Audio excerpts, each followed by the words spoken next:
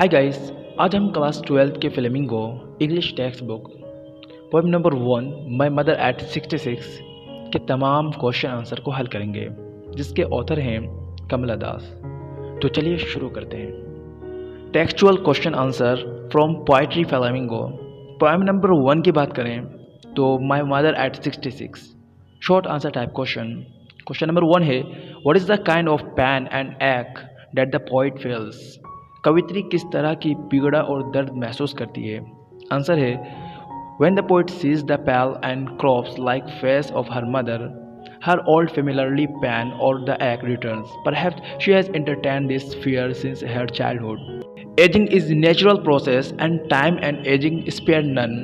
Time and aging have not spared poet's mother. With this aging, separation and death become inevitable. जब कवित्री अपनी माँ का फीका पड़ा हुआ और छत्र विछत्र चेहरा देखती है, उनकी पुरानी परिचित पीड़ा और दर्द लौट आता है। शायद उन्होंने बचपन से ही इस डर का विचार किया है। उम्र का बढ़ना एक प्राकृतिक प्रक्रिया है तथा समय और उम्र से कोई बच नहीं सका है। समय और उम्र से कवित्री की माँ भी नहीं बच पाई है। उम्र के बढ़ने के साथ साथ अलगाव और मृत्यु अपरिहार्य हो जाती है। क्वेश्चन नंबर 2 है, why are the young trees described as sprinting. युवा पेड़ों को दौड़ लगाते क्यों कहा गया है। आंसर है, the poet is driving to the Cochin airport when she looks outside the young trees seem to be walking past them with the speed of the car they seem to be running fast. Poet presents contrast between her dozing old mother and sprinting young trees. कवित्री कोचीन हवाई अड्डे गाड़ी चलाकर जा रही थी। जब वो बाहर देखती है तो युवा पेड़ उन्हें अपने पास से निकलते हुए प्रतीत होते हैं। कार की गति के साथ वे तेज़ी से दौड़ते हुए प्रतीत होती है। कवित्री अपनी ऊँगती हुई बूढ़ी माँ और दौड़ते हुए युवा पेड़ों में विषमता को प्रस्तुत करती है। क्वेश्चन नंबर 3 है, why has the poet brought in the image of the married children spilling out of their homes. कवित्री ने आनंदित बच्चों की छवि को उनके घरों से बाहर बहुत हुए क्यों दर्शाया है। आंसर है, the married children coming out of their homes in large numbers present an image of happiness and spontaneous overflow of life. This image is an stark contrast to the dozing old mother whose ashen face looks lifeless and pale like the crops. बड़ी संख्या में अपने घरों से बाहर निकलते आनंदित बच्चे के जीवन की खुशी और सहज अति परवाह की छवि पेश करते हैं।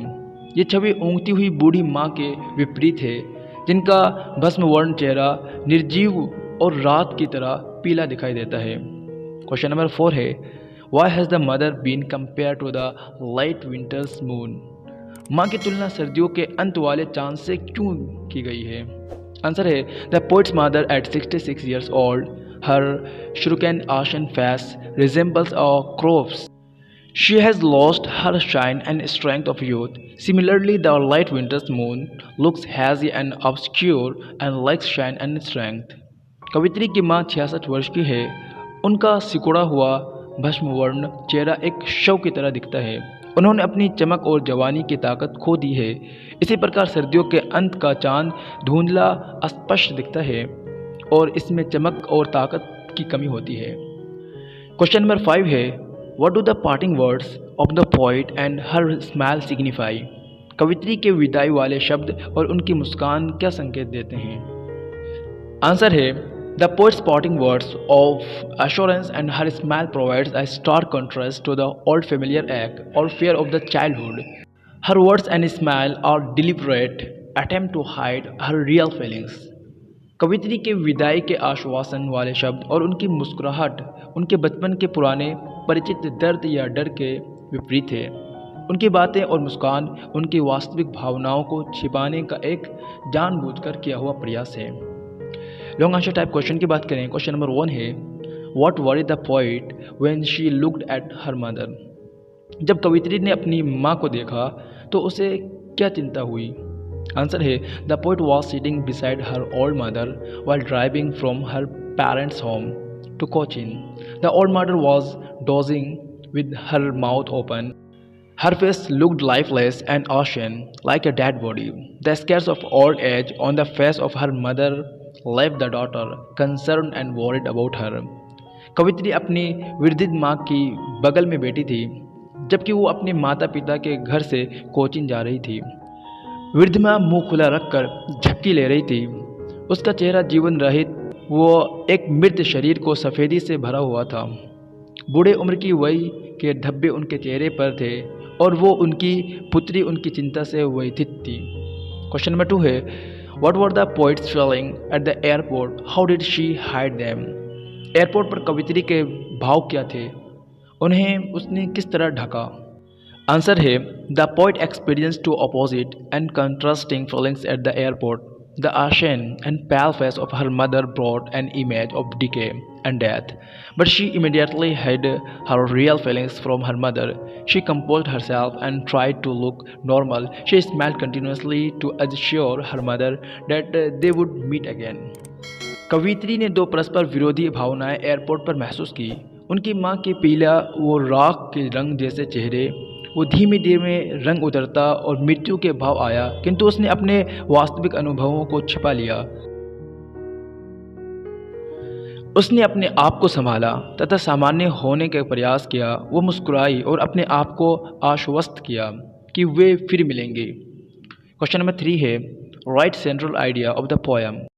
आंसर है, in my mother at 66 Kamala Das captures the subtlety of human relationship, lyrical idioms. She is driving to the Cochin airport with her mother, who is at 66. The old lady sits dozing, her mouth open. Her face looks pale and faded like a dead body. But then the poet looks outside. The trees seem to be racing fast. The happy children are running out of their homes in groups. The world outside is full of life and activity.